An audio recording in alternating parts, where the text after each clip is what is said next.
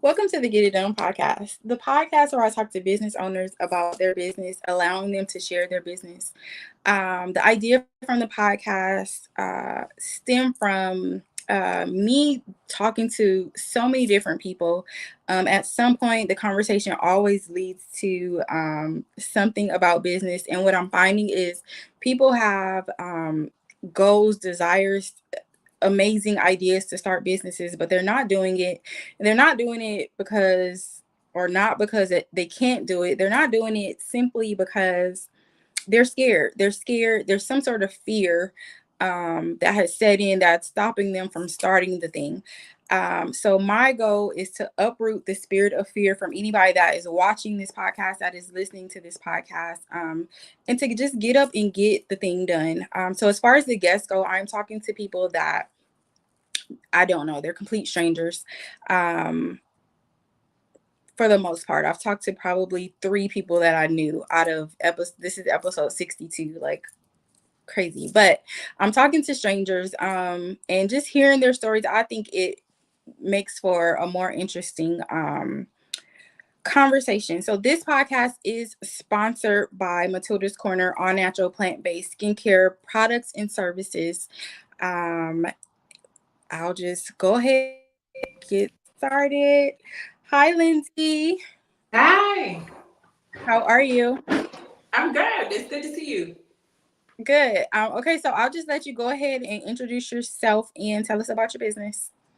Okay, I'm Lyndsey Williams. I'm the clinical director and owner of Kyla Care Therapy. We're a women's mental health practice, and we focus on like women's issues, but also like reproductive health issues like infertility or endometriosis or like postpartum or perinatal depression and things like that. Nice. And how long have you been in business? I've been in business now for the past 3 years. I've been operating my business full time though for the past year. Nice. And how's it so going? It started as like a side hustle, and I decided to put my feet in the water. So how's it going? Did you quit your 9 to 5 to do this, or I did? You did. So how is it? Yes. So far? It's a journey. I have to say, my steps to becoming an entrepreneur were not as planned as I would have liked them to be. I was very okay with my private practice being a side thing. But I am a mother. My son is in middle school, and I always wanted him to be older, and I didn't realize I would still have to watch him all the time and be on top of it as much as I am. So I had a job, and I got a new job offer, and on my first day, they told me it was going to be at a different location. So by profession, I've always worked in. I'm sorry? You were unaware?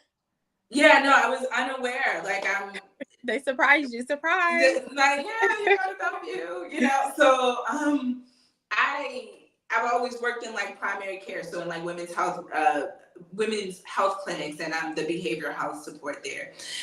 So I was looking forward to this new job. They changed the location, and at that point, and I was just like, I can't do it. I'm not gonna put myself through trying to get there or trying to navigate childcare and all of this stuff.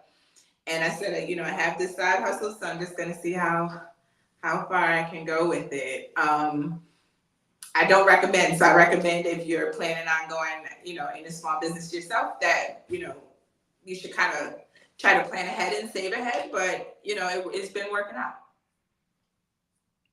Yeah.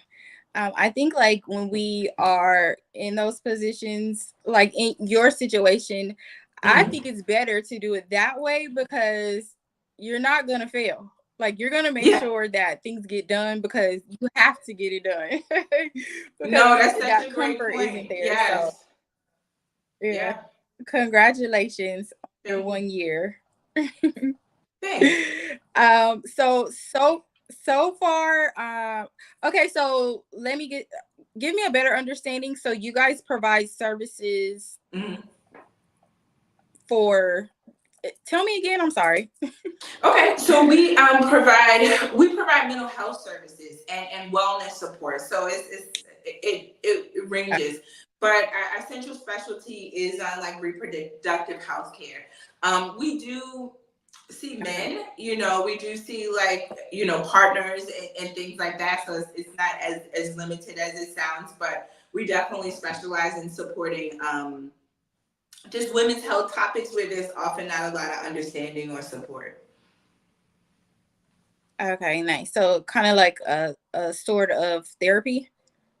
Yeah, so we do individual therapy, couples and group therapy. We also do community health education. So we, go around, we talk about like maternal health, perinatal mental health, risk factors, things like that, ways that couples can bond during postpartum. So we do a lot of community health education, and we also we provide like trainings and workshops to make sure that like our care providers are, informed and can give the best mental health attention when it comes up. I love that. Where are you located? I'm virtual right now, so I live in I live in Seattle, Washington, but I'm licensed in Washington State, Maryland, and Washington D.C. Nice. So I love that. serve clients So on the far, West Coast and East Coast. Mm-hmm. nice. And then how do you find your clientele? I've been blessed that they find me. Usually people, they like go on Psychology Today, or they are looking for, a therapist that, specializes in this area. So that's typically how I'm getting my clients. Nice. So within this year, what would you say has been, if there has been, the toughest situation that you had to navigate within the business? Ooh. I would say just being patient is a tough thing. Like when you have just business goals or you want to see things happen.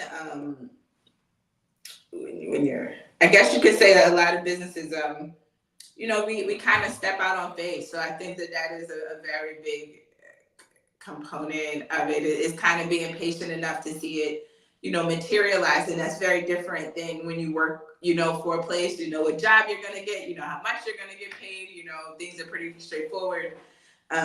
So I think the biggest challenge so far has just being patient with growth.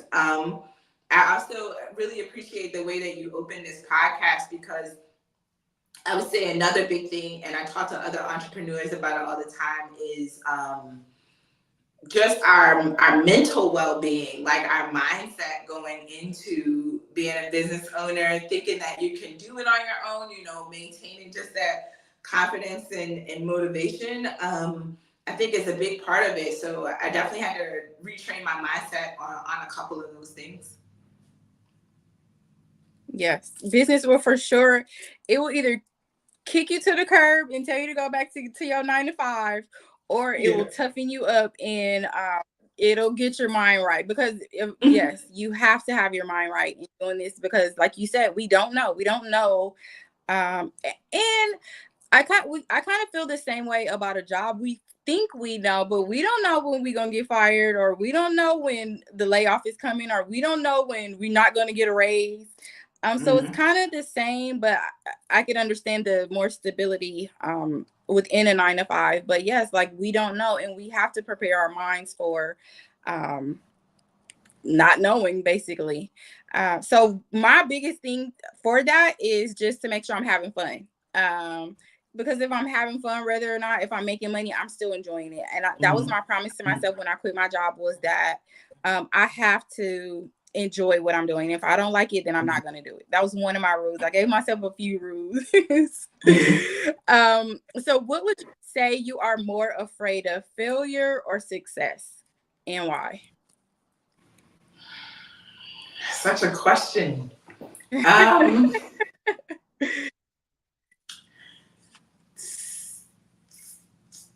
I would have to say success. You're more afraid of success?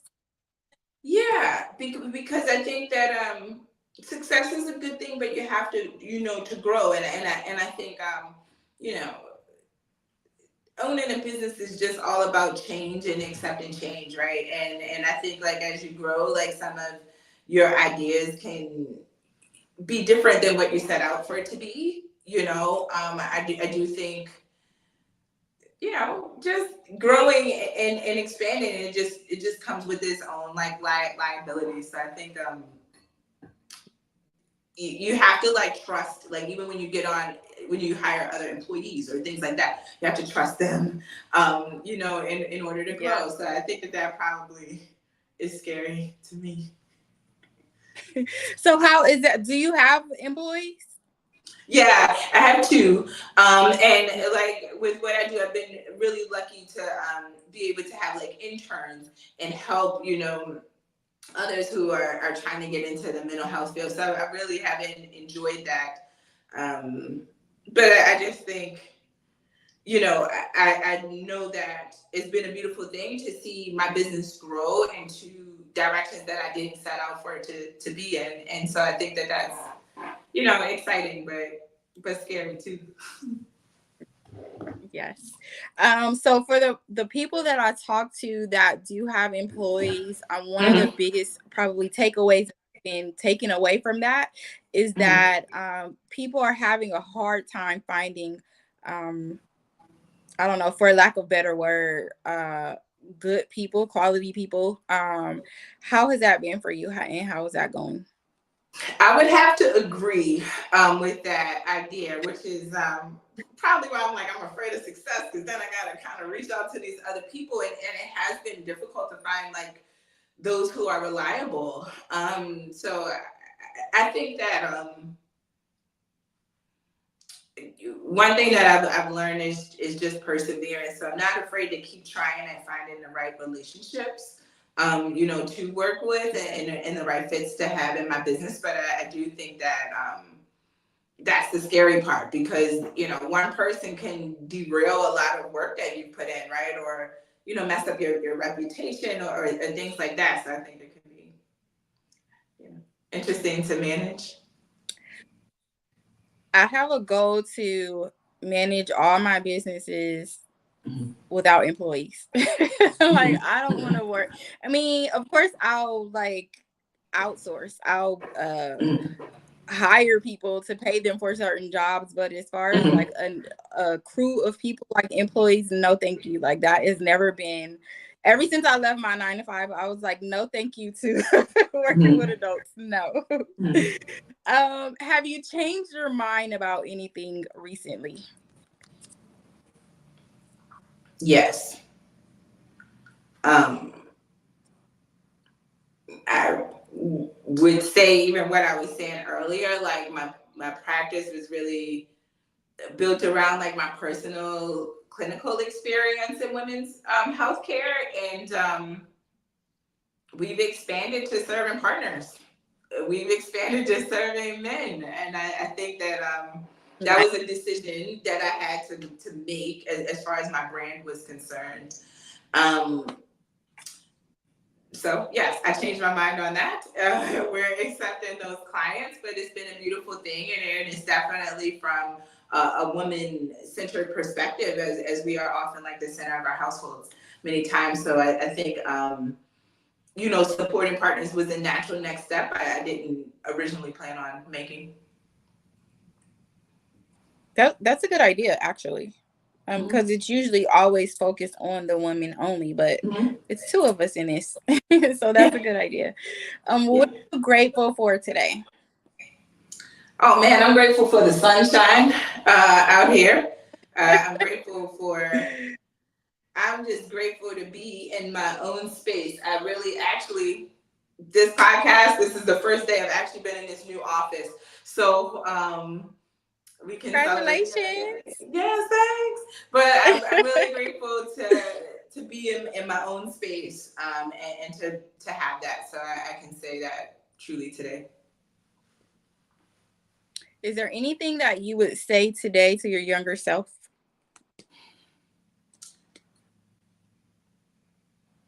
You're right. If not, no, I would tell my younger self, you're right. You're absolutely right. You're 100% right. You're not wrong. Nice. What were you right about? Like everything. Like, and I'm saying that to say, like, everything I said, I was right. yeah, basically, like, I mean, so just a little bit about me. I'm not quite 40 yet. Like, when I was growing up, cell phones were just introduced. I grew up really, magazines were still like a real thing, right? And so Me too. when I love magazines. exactly, I used to collect them. I still have some. And like, when I told my parents, like some years ago, I had told my parents, I want to be nowhere. I want to be everywhere and nowhere at the same time. Like, I want to have a mobile, I don't really want to go to work, but I just want to find a way I can be everywhere. They did not support me, like, at all. They Like, how are you going to do that? The vision. Yeah, like they couldn't see it. I mean, for obvious reasons. So, later, you know, we had virtual options, but it wasn't until like maybe the pandemic where that became like super valid, as a way to do things. And for me to run a virtual practice, bi-coastal and all of that, I think I knew I could do something like that where I could talk to different people and not be in one location and things like that. So I think that that's an example about how I might have had a vision, and everyone else and they didn't agree. So, you know, I tried. I went the 9 to 5 route. I worked at, you know, prestigious hospitals. I've gotten that like experience that my parents would have wanted me to have, and you know, it's still turning out the way I thought it would. So you got to do both. You got to do what they wanted you to do, and you got to do, now you're doing what you want to do. Yeah. And it was possible, even that. though there wasn't like a real example for that, you know? Yeah. Yep. It's, I just think it's just the different generations, because like even with me, when I told everyone that I was quitting my job to go to esthetician school, everybody thought I was crazy. Like, what? Like, and I had no experience in the field. It was just a first time thing, but it was something that I knew that I wanted to do. And they don't relate to it because they did the 9 to 5 thing. So, but here we are today. One question you would ask another business owner.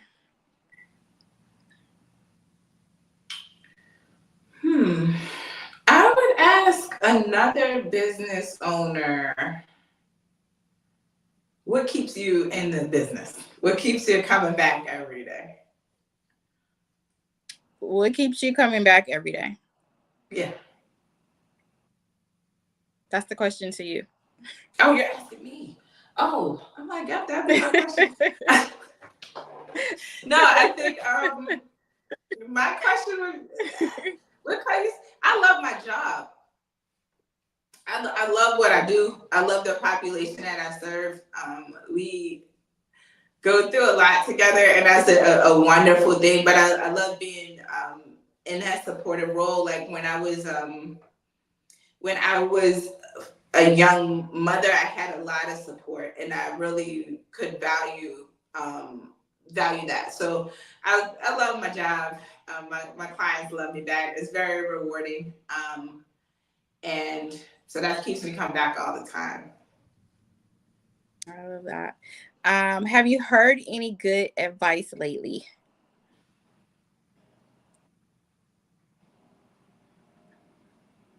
Yeah, I was at a comedy show the other night, and the advice was, don't expect things from people that are not them. Like, don't expect characteristics from a person that's not them. And I thought that was just the best advice for the week, right? Which is, you know, we should really grow for the week, for life. Yeah. Yes. Yes. You know? Yeah. So I think that was good advice.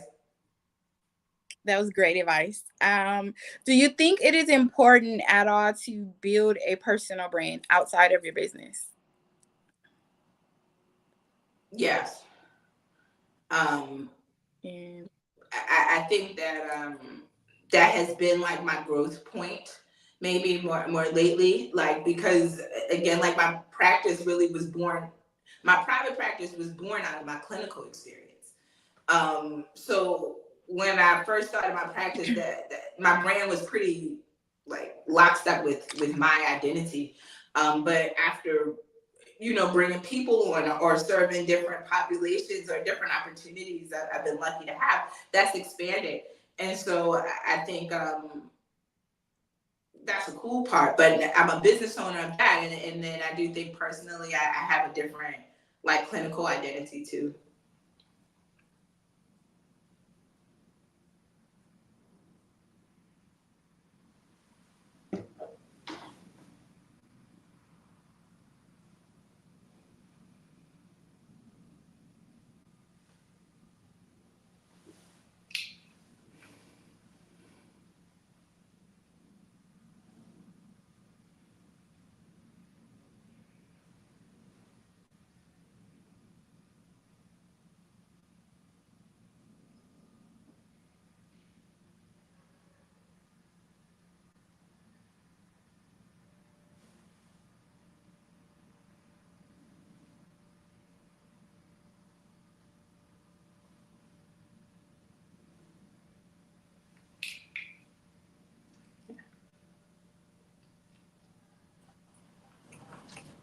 I'm back. Sorry. No problem.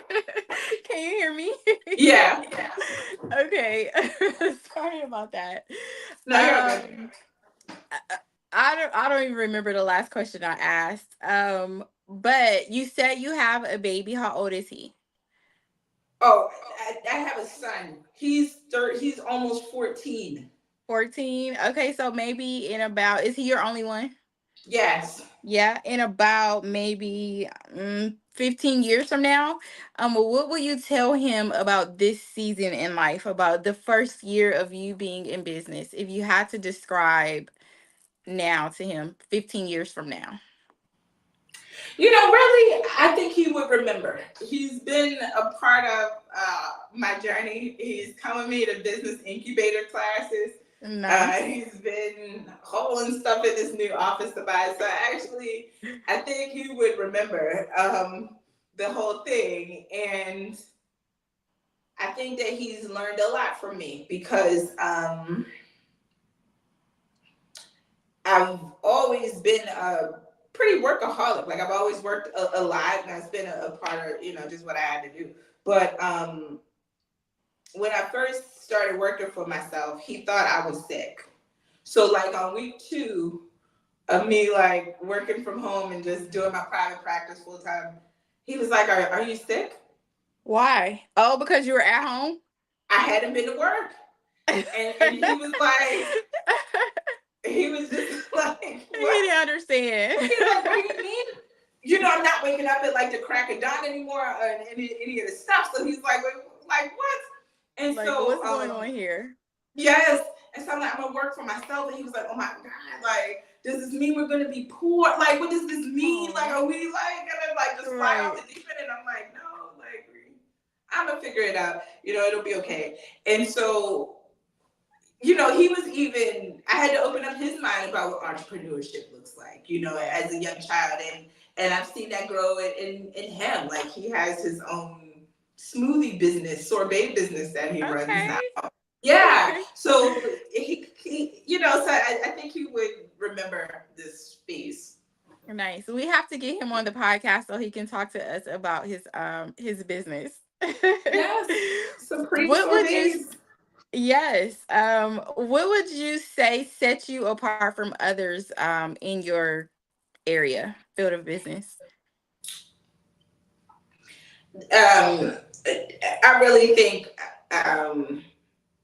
just my my dedication to the field. I've worked in many areas of the specialty area that I have. I've worked in community healthcare. I've done public health planning to help those who are pregnant and their families get extra resources, safe sleep, healthcare postpartum and support and things like that. So I think I just bring a level of understanding on different levels of a social issue and mental health issues. So I find that helps me to serve a wide range of clientele, and to also, like, when I am working with employees and working with interns, how to get them to understand different ways to support people. I love that. Do you believe in work-life balance? Oh yeah, absolutely. Yeah. 100%. And how do you, I guess, balance everything and apply it to your life? I've been working really hard on that. Because being a therapist, I talk a lot. I tell people stuff a lot to do, so I kind of have to take my own advice.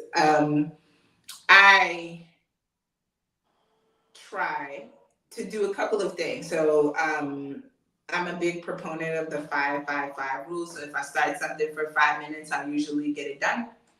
And I try to set a few goals for myself while the sun is up. So usually I'm like, while the sun is up today, I'll go out on a walk the first chance I get. So I don't like to put firm constraints on myself, so if I miss it, it's fine. But The pressure. I try to just do it, to just get that time to myself. I try to schedule between a certain time and block certain things out. And I think that's just helped. But generally speaking, me working for myself has introduced a lot of work-life balance for me. Going back to being a therapist. So all of my therapist friends are having a hard time, I guess, leaving work at work, because some of the things or the topics or the cases that they're dealing with are a bit heavy. So they take that home. Have you found a way to, I guess, disconnect the work from once you clock out or once you're done for the day? Well, yeah, I think usually my walks are after I finish my day, and usually that's the time for me to just kind of like unload or just kind of walk it off. I think what I've heard for the day, and that is usually it's a separator for me, so that separates my work day from my afterlife day. So usually that's how I try to do it. But I also have to say, like, seeing the population that I like and really kind of doing the work that I want to do has really changed how much I really carry with me. So I have found that, like, kind of leaning into my passion area, my niche area has taken some of the strain off. I don't feel the same way I used to feel when I used to like see a more wide range of people. Yeah. That's a good idea. I'm gonna tell them. I'm gonna be like, just work out as soon as you get off, because that always helps with stress. What would you say motivates you?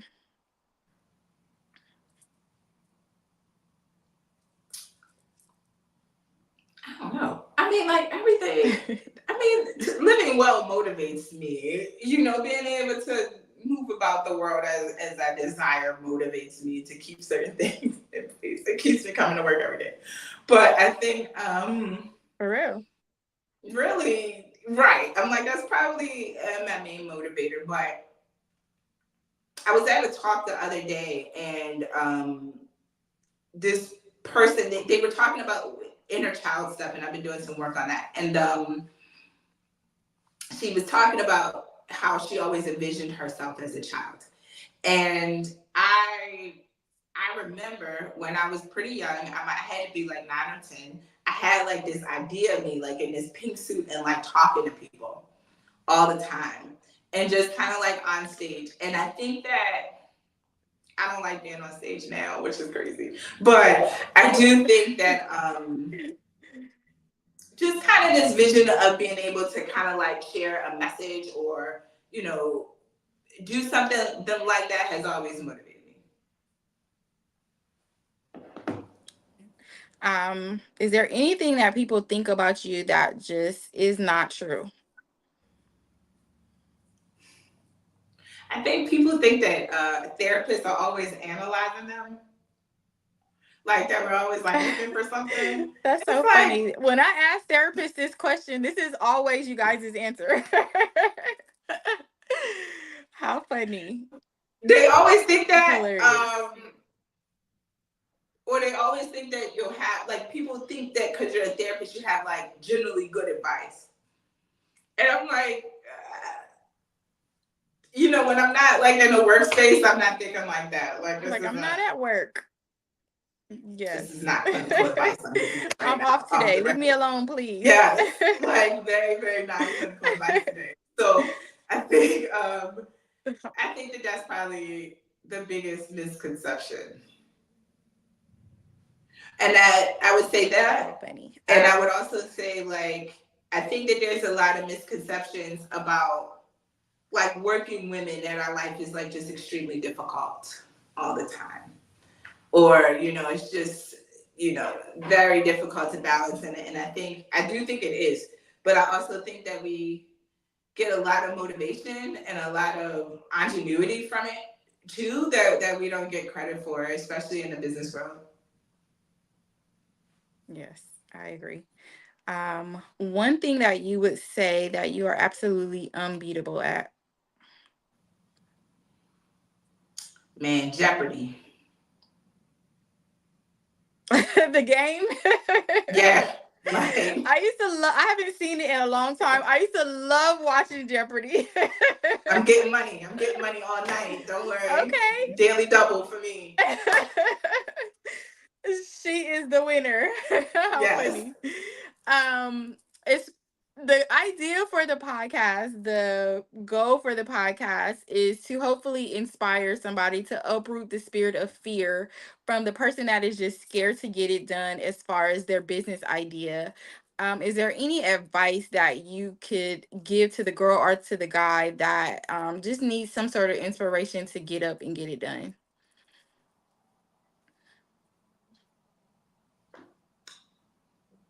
You can do it. I think would be my main message. But if I had to say something longer, I would say just invest in your mindset. I mentioned 2 times taking walks with you, but that has been like, every time I go out there, I'm listening to like I am meditations or like abundance affirmations and things like that. And when you are an entrepreneur, you don't know when like the next thing is coming in. You really have to like build that strength to know that things are going to come your way and that they're going to keep working out. So I would say if there was one thing that could really help a person who's feeling fearful about getting out there, is definitely like those fear dispelling like meditations and stuff like that. And your brain is a muscle, so we don't naturally think we can achieve all these things. We have to kind of build on that. Yes. That is a huge, or that was, I still do it. But there was a time where I was in like starting out, it was like, okay, I don't know what's going on. I don't know what to do. But a huge game changer is to change what you are listening to. Like, put on your headphones, even if you at home just cleaning up the house, put on your headphones and just listen to all the most motivational stuff. Find you a sermon, find you great motivational speakers, like, and just pump that into your mind just all the time. So I agree. That was great. Thank you, Lyndsey. It has been a pure joy talking to you. Is there anything that you would like to discuss that we did not go over? Any questions? Anything you have to say? No, I think you asked great questions. Thank you. Okay, so I will text you once everything is all done, the links to all the podcasts once I'm done Is with it. there So probably a about next way week to at some point. you're gonna like edit this part out, right? It's live. Oh, We're live right now. No, I know, but like when you do the video, is this conversation gonna get edited out? I don't Like do the any tail end? editing. I have all my work. Okay. Okay, this is another one of my rules. It has to be easy. So Oh all of no, my work it's is to be fine. easy. I was gonna ask about to mirror the camera. That's all. Like, but I don't care about saying I don't know. Oh, I can see if I can do it, but I think it was supposed to be done on because I know I can do mine, but I can play with it and see because I've never done it before. Okay, yeah, it wasn't giving me it's all good. It just wasn't giving me the option, but that's like no problem. Yeah. Okay. Okay, I'll look after I sign off, I'll go on my computer and see, Mhm. because it's a different setting on my computer, and I'll see if I can do it. Okay. But thank you for showing up, and you'll be hearing from me soon. Uh-oh. Episode, I think it's episode 62. Like, what? So I am still enjoying talking to all the business owners. I am still inspired by each and every person that I talk to. Um, Lyndsey said that she basically, her back was up against the wall, and then she has to choose the business route, which is, I would say, the best push for anybody to get out there and do it. Like, I mean, all the ways work if you work it. Anything works if you work it. So if you have money saved and you're able to quit your job, but if there's a situation where you're like, okay, this job thing isn't working for whatever reason, and you have to figure it out, and that, like, I know success stories from both routes, and they both work if you work it. Um, don't forget to, if you are a business owner, I would love to hear from you. If you would like to share your story, you can message me on whatever platform this is, or you can text me 310 area code 908-0468. Don't forget to thank God for your blessings. Don't forget to say your prayers, and don't forget to take care of your skin. I will be back, I believe, Wednesday. See you later. Bye.